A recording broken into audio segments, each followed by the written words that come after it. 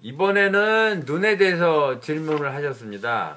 눈을 감을 때 통증이 오고 눈을 감으면 뻑뻑하고 안으로 묵직하고 그래서 보니까 뭐가 난 것 같기도 하고 근데 이제 공부는 해야 되는데 눈이 아파서 공부를 못하겠다. 이거 어떻게 하면 좋으냐 이런 질문을 하셨습니다. 그런데 이제 눈이 뻑뻑해지고 아파지는 것 자체가 눈이 스스로 고치려고 신호를 보내고 있는 중입니다. 현재 눈이 문제가 됐다. 이게 눈을 자꾸 쓰는 게 오버해서 과하게 많이 썼다. 그 눈은 휴식이 필요하다 하는 사인을 계속 보내는 겁니다. 제일 좋은 거는 눈을 감고 쉬어야 됩니다. 근데 이제 상황이 그렇지를 못한 거죠. 근데 만일에 상황이 그렇지 못하고 해서 어거지로 우기고서 계속 눈을 뜨고 공부를 하면 그러는 경우도 있습니다. 그래서 눈이 심하게 염증을 일으켜서 회복 반응이 강하게 나타나는 거죠. 그게 염증인데 처음에는 충혈이 되고 눈이 뻑뻑하고 그런 일로 끝나겠지만 더 심하게 되면 안쪽에 염증이 있어서 포도막염이 생기기도 하고요. 그 중간으로 그 염증이 눈이 뻑뻑한 상태를 오래 만성적으로 너무 강도가 세지면은 병이 더 심한 병이 생기는 거지만 그만큼 세지는 않지만 그래도 회복할 시간을 두지는 않고 계속 눈을 불편하게 하고 혹사를 시키면 안구건조증이나 이런 걸로 진행을 합니다. 안구건조증도 서양의학으로 마땅한 치료법이 없는데 사실은 제일 좋은 치료는 눈을 감는 겁니다. 근데 눈을 감을 수 없어. 눈을 감을 수 없는데 자꾸 감으라고 그러니까 그럼 어떡하냐? 눈을 가늘게 뜨는 것도 좋습니다. 눈을 많이 뜨면 눈이 회복할 일이 많아지니까 눈을 가늘게 뜨는 겁니다. 그러면 훨씬 덜 피곤. 한번 해보세요.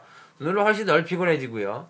그 다음에 눈을 감았다가 좀 괜찮아지면 떠서 열심히 보고요.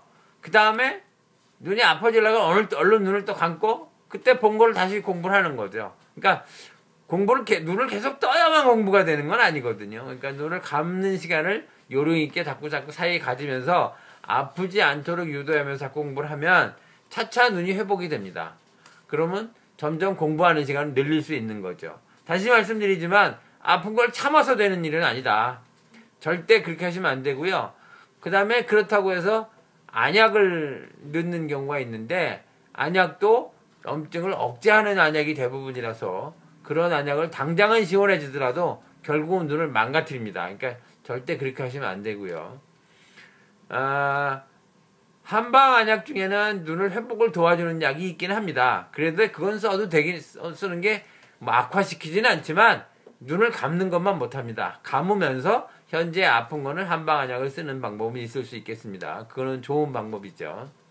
그 다음에 또 하나 그래도 좀 더 빨리 회복하고 싶다 이러시면은 첫째는 걷는 것도 좋습니다. 운동해서 걷는 거. 그것도 눈을 회복을 걸으면 두개 내의 혈류가 60% 정도 증가합니다. 그러니까 눈에도 혈액순환이 증가해서 회복력을 좋게 합니다. 그러니까 걷는 게 눈의 피로의 회복에 도움이 되고요. 또 하나 걷지 않고라고 말씀을 드리면 걷지 않으실까봐 좀 걱정이 됩니다. 걷는 건 굉장히 중요하게 걸으시고요. 거기다 추가로 눈의 88기공이라는 걸 소개해 드리겠습니다. 눈의 88기공은 눈이 지금 피곤하고 눈이 충혈되고 아프신 분들은 여기를 두들기면 아픕니다. 그리고 주변이 그러니까 88기공은 요 둘레를 따라서 이렇게 이게 하나의 팔자 아닙니까? 88기공은 글자 그대로 팔자가 두 개입니다. 팔자 하나는 요 눈썹 밑으로 뼈를 따라서 도는 거고요. 또 하나는 요 인중에서 시작해서 눈썹을 지나서 이렇게 지나가는 팔자를 그리는 겁니다. 이렇게. 근데 손가락으로 하면 너무 부드러워요. 그러니까 손에 딱딱한 부분이라고 말하면 요걸 말하는 거죠. 요걸 하라 그러니까 또 어떤 분 이걸로 하는데 이것도 되기는 하지만 불편하잖아요. 이거가 편합니다. 이렇게 해서 이렇게. 그래서 약간 눌러서 자극이 좀 가는 정도로 아프게 누르실 건 없습니다. 멍이 들게도 하지 마시고요. 그러다가 안 나는 효과가 없진 않은데 그리 쓸데없다는 거지. 그러니까 너무 아프게 하진 마시면서 약간 자극이 가는 정도로 이쪽으로 18번 또 이쪽 손으로 18번 하는 건데 횟수는 덜 중요합니다. 많이 하시면 됩니다. 많이 하시고 눈이 피곤할 정도는 반드시 여기도 뻐근합니다. 여기서부터 이렇게 두들겨 주는 것도 굉장히 좋습니다. 그래서 아픈 데는 좀 더 많이 잘 두들겨 주시고요. 자꾸 두들기면 시원해지는 걸 느끼실 수 있습니다.